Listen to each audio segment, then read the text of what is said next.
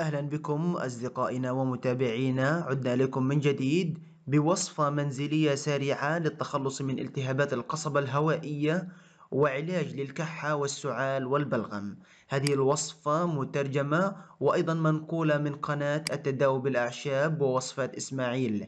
كما وأدعوكم للانضمام إلى هذه القناة الرائعة جدا. جميعا طبعا أنتم مدعوون إلى الاشتراك بالقناة لمزيد من التشجيع، وأيضا لما فيها من الفوائد الكثيرة، حيث صرح لي صاحب القناة بنشر هذا الفيديو كي تعم الفائدة عليكم بإذن الله.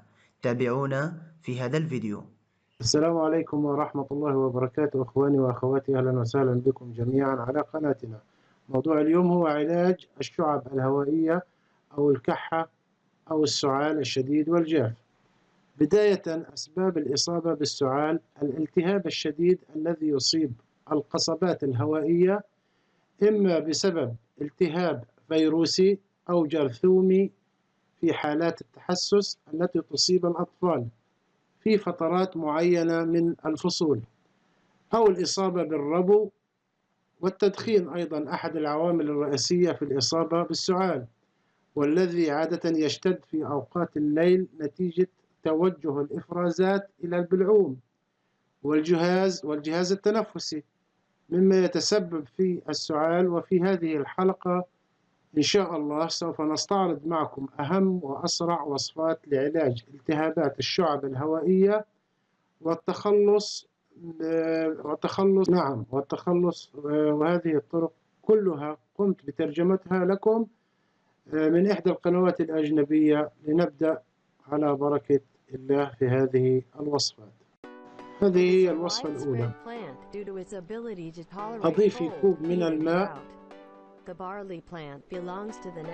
وأيضا ملعقة من الكركم وملعقة من الفلفل الأسود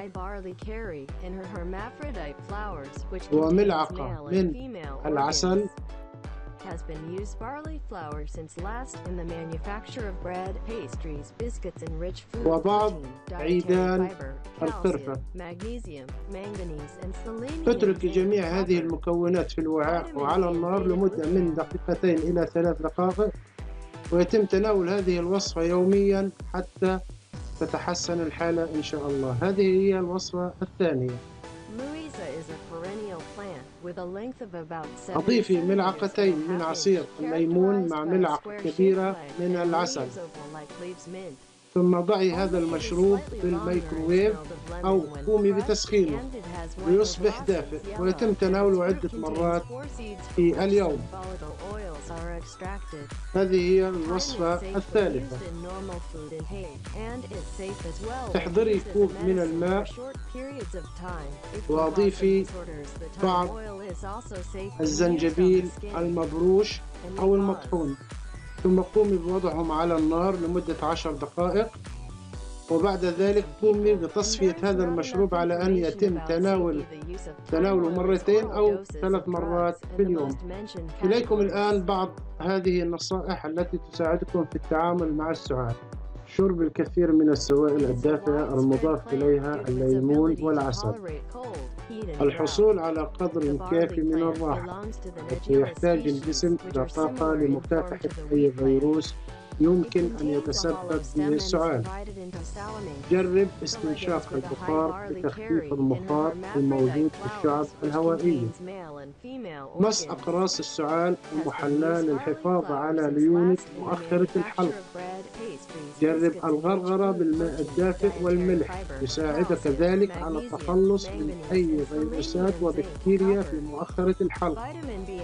تناول مكملات غذائية لتعزيز مناعتك، وجرب أيضا الزنك وفيتامين سي أو أي مكمل عشبي آخر.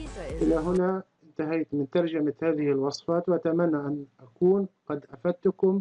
إذا أعجبكم الفيديو لايك أو شير أو مشاركة الفيديو مع أصدقائكم لتعم الفائدة على الجميع. شكرا لكم والسلام عليكم ورحمة الله.